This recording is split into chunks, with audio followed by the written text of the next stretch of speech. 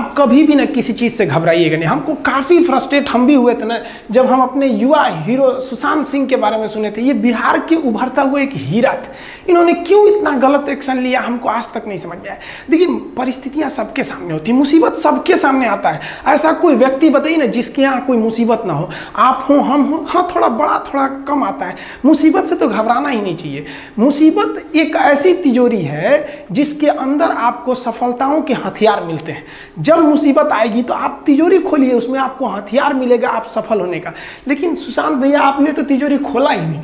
हम लोग क्या कैसे कहें, हम लोग को आप छोड़ के चले गए। इसकी क्षतिपूर्ति कभी नहीं कर सकता है बिहार का चमकता हुआ हीरो। हम लोग ने जो आपकी मूवी देखी, जो छिछोरे मूवी थी, जो आपका धोनी में जो रोल निभाया था, क्या कहें हम आपको, आपने क्यों छोड़ के चले गए हम लोग को। हम क्या बता सकते हैं कि हम लोगों को कितना लॉस हुआ। हम आप सबको कहना चाहते हैं मुसीबत सबकी आगे होती है। आप बताइए, ये बच्चों को मुसीबत देख सकते हैं, कितनी गरीबी इनके सामने है, क्या इनकी ज़िंदगी अच्छी है? नहीं, लेकिन ये भी संघर्ष करते हैं। तो अगर आप खुद को फ्रस्ट्रेट होकर देखना चाहते हैं तो आप अपने से बड़े लोगों को देखिए, आप फ्रस्ट्रेट हो जाएंगे। लेकिन आप खुश रह के जीना चाहते हैं तो आप अपने से छोटे लोगों को देखिए, फिर आपको लगेगा कि नहीं यार, ज़िंदगी ने तो हमें बहुत कुछ दिया। पता है, इन बच्चों का भगवान ने इनसे बचपना छीन लिया। और लोग कहते हैं कि इनको लोग सता रहे थे, घुटन हो रहे थे। अरे हम क्या कहेंगे, घुटन क्या चीज़ होती है? उस बच्चे से पूछिए जो काम करता है रोटी के लिए खिलौनों की दुकान पर। वो बच्चा कैसे खेलता होगा जो दिन भर मेले में खिलौना बेचता है। यार फ्रस्ट्रेट नहीं होना चाहिए। ज़िंदगी छोटी नहीं होती है, हम देर से जीना शुरू करते हैं। सबके सामने कुछ ना कुछ समस्याएं आती होती हैं। हम आपको अपनी बात बताते हैं कि जब हम पटना आए, सोचे कि अब कोचिंग स्टार्ट करेंगे, यहाँ से पढ़ाएंगे। हमने यही सोचा था कि कोई भी लड़का पैसे की कमी से हमारे यहाँ से नहीं लौट सकता। आज भी हम आपको कहते हैं, आपको भी पता होगा जो पटना में क्लास करते होंगे, कि पैसे के प्रॉब्लम से तो कभी कोई लड़का हमारे यहाँ से गया ही नहीं। लेकिन फिर भी हम आपको अभी भी कहते हैं कि आप कोई भी ऐसा लड़का नहीं है जो पैसे के प्रॉब्लम से हमारी क्लास से बाहर गया हो। लेकिन जब हम स्टार्ट किए थे ना, तो हम पटना में, मेरा शुरू में कोई मकान वगैरह नहीं था, तो हम रूम लेने के लिए गए थे, फ्लैट लेने के लिए। तो हम फ्लैट गए, हम नॉर्मली एक फ्लैट था, ये नहीं था, मैं एक चीज़ आपको समझने के लिए बना दिया। तो वहाँ गए ना, तो उनको हमने बता दिया कि भैया हाँ इतना रेंट है। तो कहें ठीक है, सामान वगैरह रख लीजिए। उन्होंने कहा कि आप आधार कार्ड दे दीजिएगा। हम कहे ठीक है, हम आपको प्रिंट करके दे देंगे। पूरे सामान वगैरह रख दिए। जब हम उनको आधार कार्ड अपना दिए ना, तो उन्होंने देख लिया कि ये तो मुस्लिम है। वो कहें कि आप अभी मेरा मकान खाली कर दीजिए, हम मुस्लिम को नहीं देते हैं। मेरा इतना, हम उस दिन फ्रस्ट्रेट हुए थे ना जिसका कोई हद नहीं। मतलब कितना बुरा लगेगा ना किसी को केवल नाम के आधार पर हटा देना। फिर हमको अजीब लगा था, ये क्या कर रहे हैं यार, ये 21वीं सदी में ऐसी मानसिकता से कैसे काम चलेगा आप लोग का। फिर क्या करेंगे, उनके आगे तो हम लोग जीत नहीं सकते। फिर पूरा सामान ले आए। फिर से एक जगह और गए, तो वो भाई साहब मुस्लिम थे। तो वो पूछे कि आपका नाम क्या है। तो हम कहे आप ये नाम क्यों पूछ रहे हैं मेरा। तो उन्होंने क्या कहा कि हम हिंदू को नहीं देते हैं। देखिए, एक जगह हिंदू हैं वो मुस्लिम को नहीं देते हैं, एक जगह मुस्लिम है जो हिंदू को नहीं देते। हमको ये समझ में नहीं आ रहा है कि हम किसको बोले, किसको सही बोले, किसको गलत कहें। फिर एक भाई साहब के पास गए, हम कहें कि देखिए भैया आपके यहाँ हमको रूम चाहिए, लेकिन हिंदू मुस्लिम का लफड़ा तो आपके यहाँ नहीं है। उन्होंने कहा कि नहीं हमारे यहाँ नहीं है। 3-4 जगह देखे तो हमको लगा कि नहीं, कई लोग हैं जो दे देते हैं। तो हमको एक बात समझ में आया, यार सारे लोग गलत नहीं हैं और ना ही सारे लोग अच्छे हैं। कुछ ससुरे बहुत खचरा हैं और कुछ बहुत अच्छे भी हैं यहाँ पे। लेकिन इससे घबराना नहीं चाहिए। हमको कुछ समय के लिए बहुत बुरा लगा था यार, क्या हो गया हमारे देश को। जब हम गुलाम थे तो हिंदुस्तानी थे, ये आज़ादी ने हमें हिंदू मुसलमान बना दिया। ये क्या मतलब बनता है। हम तो ये कहते हैं कि भैया एक अच्छा हिंदू वही है जिसे कोई मुस्लिम भी गाली ना दे सके, कुछ ना बोल सके। आप बताइए ना, विवेकानंद के बारे में कोई अपशब्द बोल सकता है। और अच्छा मुसलमान वही है जिसे कोई हिंदू भी चाह के अपशब्द नहीं बोल सके। हम किसी को भी कहते हैं, चुनौती देते हैं, आप अब्दुल कलाम के बारे में एक अपशब्द निकालिए, आप में हिम्मत ही नहीं होगा कि आप कुछ निकाल सके इनके बारे में। देखिए, फ्रस्ट्रेट नहीं होना चाहिए। भगवान सबको एक दिन सद्बुद्धि देता है, सब लोग एक रास्ते पे आते हैं। हर समस्या का कोई ना कोई समाधान जरूर होता है। इत्तेफाक देखिए, जब पटना में ब्लड बैंक में ब्लड वगैरह घट जाता है, या आपको भी पता होगा पटना वालों को कि हम लोग कितना, मतलब ऐसा तो कोई दिन नहीं होता होगा कि जब कोई आदमी ब्लड के लिए नहीं आता होगा। और वो हम लोग थोड़ी देते हैं, हम लोग के स्टूडेंट आप ही लोग तो देते हैं जा जाके ब्लड वगैरह। तो एक दिन क्या हुआ कि PMCH में किसी का ऑपरेशन था, वहाँ ब्लड नहीं था। तो किसी ने बताया कि चले जाओ खान सर के पास, वो ब्लड का इंतजाम करा देंगे और फ्री में करा देते हैं। वो लड़के आप ही लोग तो ब्लड देते हैं, हम थोड़ी ना जाते हैं, हम तो आप लोग को मोटिवेट करते हैं। तो हमारे पास वो आदमी आए और देखे तो हम चौंक गए, क्योंकि वही व्यक्ति था जिन्होंने हमको अपने मकान से बाहर निकाला था कि तुम मुसलमान हो, तुम्हें नहीं देंगे। और आज वो आए थे कि उनके बेटी का ना ब्लड की एकदम सख्त ज़रूरत थी। हमने उनसे पूछा कि आपको हिंदू का ब्लड चाहिए कि मुसलमान का ब्लड चाहिए? तो उन्होंने कहा कि भाई कुछ भी चलेगा वहाँ पर। तो उनको भाई ऐसे तो ब्लड कोई पूछ के थोड़ी देता है किसका है, लेकिन फिर भी वो इंसान टोटली चेंज हो गए। और हम कुछ दिन पहले जब वहाँ गए थे तो देखे थे अब वो ये सब मानसिकता से हट गए हैं कि किसको देना चाहिए या किसको नहीं देना चाहिए। तो हर समस्या का समाधान होता है, आप समस्या से भागिए नहीं। ज़िंदगी है, हमेशा आपको कभी कभी कोई ज़िंदगी में आएंगे टेम्प्रोरी लोग और आपको परमानेंट लेसन सिखा के जाएंगे। तो इससे क्या आप अपना हिम्मत हार जाएंगे? हम आप सब लोगों को कहना चाहेंगे इस तरह से मानसिकता से हटिए। हम सब क्या है, कोई ऊंच नीच नहीं है, कोई बड़ा जात कोई छोटा जात नहीं, हम सब एक हिंदुस्तानी हैं। हम सबको एकदम मिलजुल कर रहना चाहिए, इतना हंसी मजाक करके, इतना खुशी से रहना चाहिए कि किसी को पता ही नहीं चले भैया कौन इसमें बड़ा कौन छोटा, एकदम मिल के रहना चाहिए। कहते हैं ना कि महफिल भी रोएगी, हर दिल भी रोएगा, डूबेगी कश्ती मेरी तो साहिल भी रोएगा। इतना प्यार बांटूंगा इस दुनिया में ऐ मेरे दोस्त कि मेरे मरने के बाद मेरे आशिक तो क्या मेरा कातिल भी रोएगा। और दुनिया में ना किसी भी समस्या है भाई, उसका सबसे अच्छा एक टोल फ्री नंबर है। दुनिया की कोई भी समस्या का सबसे टोल फ्री नंबर है दोस्त। एक बढ़िया दोस्त बनाओ भाई, 2-4 लोगों का, और उनसे ही आप पढ़ाई लिखाई हर तरह के डिस्कस करते रहो। दोस्त से बढ़िया टोल फ्री नंबर कोई नहीं है, हर चीज़ का इलाज है। और कुछ दोस्त जिंदगी में तो ऐसे बनाओ ना जो आपकी प्रॉब्लम को वैसे ही समझ जाए जैसे डॉक्टर की लिखावट मेडिकल स्टोर वाला पढ़ लेता है। और एक बात और, ये जो अच्छी किताबें होती हैं और अच्छे दोस्त होते हैं ना, जल्दी समझ में नहीं आते हैं, लेकिन इसलिए दोस्ती बहुत अच्छे सोच समझ के कीजिएगा। क्योंकि कहा जाता है कि एक आम 10 आम को सड़ा सकता है, लेकिन 10 अच्छा आम एक सड़े हुए आम को कभी ठीक नहीं कर सकते हैं। इसलिए अगर आपको कोई आपके सर्किल में, कोई आपके करियर में कोई बाधा आता है तो तुरंत बाहर कीजिए, उनसे कोई इग्नोर मत कीजिए। जिंदगी जो है ना वो एक एग्जाम की तरह है, और इस एग्जाम में ना ज़्यादातर लोग फेल हो जा रहे हैं। क्यों फेल हो रहे हैं? क्योंकि वो एक दूसरे का नकल कर रहे हैं और उनको पता ही नहीं है कि सबका क्वेश्चन पेपर अलग है, इसीलिए फेल हो रहे हैं। तो जिंदगी में सबकी समस्याएं अलग होती हैं। आप दूसरे की समस्या से केवल साहस ले सकते हैं, उसका तरीका नहीं अपना सकते। हिम्मत बनाए रखिए कि नहीं, हमें भी इस सफलता को पाना है। और ये जिंदगी जो है ना एक अजीब सी रेस है यार, समझ में नहीं आता है। अगर तेज भागिएगा तो आपके अपने पीछे छूट जाएंगे, और धीमे दौड़िएगा तो आपके अपने ही आपको पीछे छोड़ के चले जाएंगे। इसलिए जिंदगी की रफ्तार इतनी बनाए रखो यार कि भले दुश्मन आगे निकल जाए लेकिन एक दोस्त पीछे नहीं छूटना चाहिए। अपने ज़िंदगी में हौसला बना के रखिए।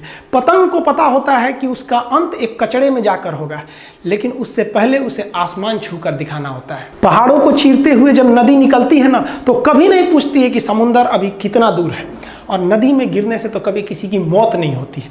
मरता तो वही है जिसे तैरना नहीं आता है।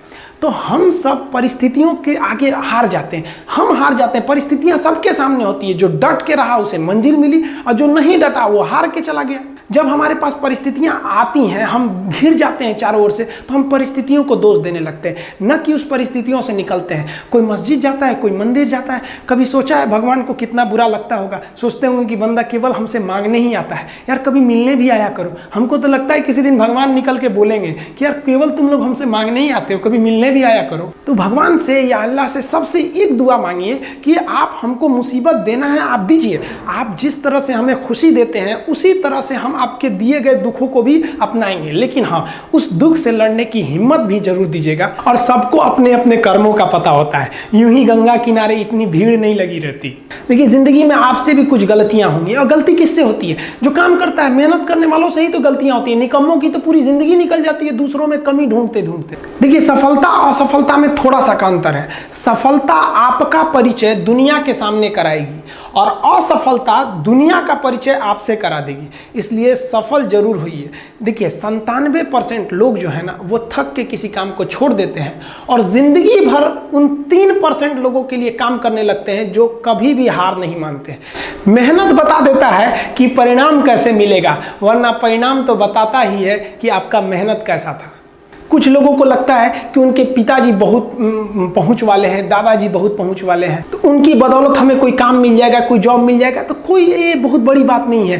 पहचान से मिला काम बहुत देर तक नहीं रहती है, लेकिन काम से मिलने वाली पहचान आजीवन रहती है। हम स्टूडेंट्स को कहना चाहेंगे, आजकल स्टूडेंट्स को पता नहीं क्या हो गया है ना, सोच रहा वो लड़की के पीछे पगलाया है, कहता है कि लव हो गया। भाई दुनिया में लव नहीं होता है किसी से, ये एक अट्रैक्शन है सबको। मान लीजिए मेल है तो उसे फीमेल से होगा, फीमेल से है तो उसे मेल से होगा। तो कोई कैसे कहेगा कि हम तुम्हारी ओर अट्रैक्ट हो रहे हैं? तो उसको छुपाने के लिए कहता है हमको लव हो गया। भैया लव अब नहीं हो गया। अगर आपसे कोई कहता है ना कि आपको वो आपसे ट्रू लव करता है तो उससे कहिएगा कि हमको अभी मेरा किडनी खराब हो गया, 1 लाख रुपए की ज़रूरत है, नहीं देगा। लेकिन आप अपने माता पिता से कहिएगा कि हमको 1 लाख की ज़रूरत है, और रियल में भी अगर हो जाएगा तो वो अपना शरीर बेच देंगे आपके लिए, लेकिन वो नहीं बेचेंगे। ये होता है लव। लेकिन लोग अट्रैक्शन को लव कहते हैं, उसके लिए पूरी ज़िंदगी बर्बाद कर देते हैं। ये सब बाबू गलत चीज़ है। जो आप अपना देखिए, आप अपना करियर छोड़ के अगर इस सब चीज़ में जाइएगा तो पूरी लाइफ बर्बाद हो जाएगी। आप जो रिश्ता खोजते हैं अपना कॉलेज में, कोचिंग में, ये सब परमानेंट रिश्ते नहीं हो सकते हैं। हाँ, अगर आप गर्लफ्रेंड से शादी करेंगे तो ये आपके लिए बेस्ट लड़की होगी, लेकिन माँ बाप जो ढूंढ के लाएंगे, जो भगवान आपके लिए बनाया है, वो लड़की आपके लिए यूनिक होगी। If you will best you will number 1, and if you will unique you will only 1। तो याद रखिएगा, जो भगवान आपको बना के जोड़ता है ना, वो रिश्ता सबसे अच्छा होता है। अपने माँ बाप को देखिए ना, क्या झगड़े नहीं हुए, लेकिन आज भी वो लोग एक साथ रहते हैं। लेकिन फिर भी आप देखिए आजकल के जो वेस्टर्न कल्चर आ गया है, क्या वेस्टर्न कल्चर हो गया समझ में नहीं आता है। प्यार और छोहाड़ा, इसकी ज़िंदगी ना 1 साल होती है, 1 साल में ही खराब हो जाता है। ये वेस्टर्न कल्चर है, हमारी भारत की संस्कृति नहीं है। हम गर्व करते हैं, हमें अहंकार है, हमें गुरूर है अपने भारत की संस्कृति पर। जहाँ एक छोटी सी बच्ची भी गुड़िया खरीदती है ना, तो उसके लिए दुपट्टा खरीदती है। और यार अगर आपको दिल लगाना ही है तो किताबों से लगाओ ना यार। बेवफा भी निकलेगी तो मुकद्दर बना के जाएगी। दिन ना सबके लिए 24 घंटा का होता है। ऐसा नहीं है कि आपको अलग से वक्त मिलेगा, लेकिन इसी 24 घंटे में किसी को प्यार करके पति बनने का शौक है, तो किसी को मेहनत करके करोड़पति बनने का शौक है। तो आप डिसाइड करिए आपको क्या बनना है। क्योंकि बरसों बाद जब लोग ये मिलेंगे ना आपसे, तो ये नहीं पूछेंगे कि कितनी गर्लफ्रेंड है, लोग पूछेंगे कमाता कितना है, हैसियत कितनी है तुम्हारी। ये दुनिया का उसूल है कि लोग कभी भी आपसे खैरियत नहीं, आपकी हैसियत पूछते हैं। लोग एक दूसरे से वादा करते हैं कि तुम्हारा जिंदगी भर साथ निभाएंगे, कोई किसी का साथ नहीं निभाता है। लोग अर्थी और जनाजा भी ले जाते हैं ना 2 कदम, तो कंधे बदल बदल के ले जाते हैं, जबकि पता है कि आखिरी मुलाकात है। और लोग यहाँ कंधा बदल बदल के ले जा रहे हैं और लोग वादे कर रहे हैं कि जिंदगी भर साथ निभाएंगे, कोई साथ नहीं निभाता है। हम आप सब लड़का लड़की से कहना चाहेंगे कि अभी वक्त है, अभी सर झुका के पढ़ लीजिए। वादा है आपसे कि जिला में सबसे ऊंचा सर आपका होगा। लेकिन अगर अभी आप सोचिएगा आराम करने के लिए, पूरी जिंदगी आपको तकलीफ उठानी पड़ेगी। अगर आज आप किताबों के दीवाने हो गए ना, तो कल दुनिया आपकी दीवानी हो जाएगी। किसी ड्रीम गर्ल के लिए ना अपने माँ बाप के ड्रीम को कभी नहीं छोड़ना चाहिए। आप लोग जो सोचते हैं ना इधर उधर, वो खुशी तो आप लोगों ने कभी देखा ही नहीं। कोई स्टूडेंट अभी तक खुशी नहीं देखा। हम आपको व्यक्तिगत बताते हैं। देखिए खुशी कब मिलेगी आपको? जिस दिन आपको जॉब मिलेगा ना, और जो पहली सैलरी मिलेगी वो भी नहीं खुशी है। जब आप अपनी पहली सैलरी ले जाके अपनी माँ के हाथों में देंगे ना, तो आपकी आंखों में आंसू होगा। आप याद करेंगे कि जिस माँ की उंगलियों को पकड़कर हमने चलना सीखा, आज उसको हमने अपनी पहली कमाई दिया है। और जब कमाने लगेंगे ना, तब समझ में आएगा कि लाखों रुपए की अहमियत कुछ नहीं है, वो 1 रुपए के आगे जब माँ स्कूल जाते वक्त दिया करती थी। और गौर से देखा करो अपने माँ बाप के आंखों में, ये वो आईने होते हैं जिसमें बच्चे कभी बूढ़े नहीं होते। देखिए जीवन में ना अपने अंदर से अहंकार बिल्कुल निकाल दीजिएगा। अहंकार बहुत ही खराब चीज है। कहते हैं कि अहंकार में इंसान को इंसान नहीं दिखता, छत पे चढ़ जाओ तो खुद का मकान नहीं दिखता। अहंकार नहीं करना चाहिए। छत को बहुत गुरूर था छत होने का, 1 मंजिल और बनी और छत फर्श हो गया। अहंकार कभी नहीं कीजिएगा। तूफान ज्यादा होती है तो कश्ती डूब जाती है, और घमंड ज्यादा हो जाती है तो हस्ती डूब जाती है। जिस दिन आपको घमंड होने लगे ना अपने आप के ऊपर कि हम बहुत बड़े हो गए हैं, हम बहुत पढ़ लिए हैं, हम बहुत सक्सेसफुल मैन हो गए, हम बहुत बड़े बिजनेसमैन, हम बहुत, मतलब जिस दिन आपको घमंड हो गया ना, उस दिन आप शमशान घाट में जाके देखिएगा, आपसे नायाब लोग, आपसे अच्छे लोग वहां खाक बन गए। दुनिया में ना किसी से जलन नहीं रखनी चाहिए। देखिए माचिस जो होता है ना दूसरे को जला देता है, लेकिन कभी माचिस को देखें वो खुद को भी जला लेता है। अतः अगर आप दूसरे की बुराई करेंगे, दूसरे के पीछे रहेंगे ना, तो इसमें आपका लॉस होगा। और अगर आपकी कोई बुराई कर रहा है ना, तो आपको खुश होना चाहिए कि आप आगे बढ़ रहे हैं। बुराई उसी का लोग करते हैं जो आगे बढ़ रहा होता है। जो पहले गिरा हुआ है उसकी लोग क्या बुराई करेंगे। और जब भी आपकी कोई बुराई करे तो आप उसे सहज स्वीकार करें, और आप उसे प्रूव मत कीजिए कि हम ये नहीं हैं। हम लोग गलती क्या करते हैं स्टूडेंट लोग, कि प्रूव करने लगते हैं। नहीं, आपको अपने आप को इंप्रूव करना है। अगर कोई गलती हो गई है, आपको कोई बुराई कर रहा है, तो आप उसको सहज स्वीकार कीजिए। जिस दिन आपके अंदर अपनी बुराई सुनने की क्षमता आ गई, यकीन मानिए आप सफलता के दहलीज पे अपनी पहली कदम रख दिए उसी दिन। लोहा जो होता है ना उसे कोई नहीं तोड़ सकता है, लेकिन उसी लोहे के अंदर का जो जंग लग जाता है ना, धीरे धीरे दीमक की तरह उस लोहे को खदड़ते जाता है। इसलिए अपने अंदर अहंकार को मत लाने दीजिएगा। लोग कहते हैं ना कि अहंकार बुरा है। जीवन में हम जो अनुभव किए हैं, अहंकार से भी खराब चीज होता है गुस्सा। देखिए, अहंकार उत्पन्न ही नहीं होगा जब तक आपको गुस्सा नहीं आए। आप ऐसे नॉर्मल बैठे हैं और आप किसी से कहिएगा कि तुम्हारी क्या औकात है, जब तक आपको गुस्सा ना आए। तो अहंकार एक पेड़ है और गुस्सा उस पेड़ का जड़ है। इसलिए गुस्सा जिस दिन आया उस दिन आप बर्बाद हो जाएंगे।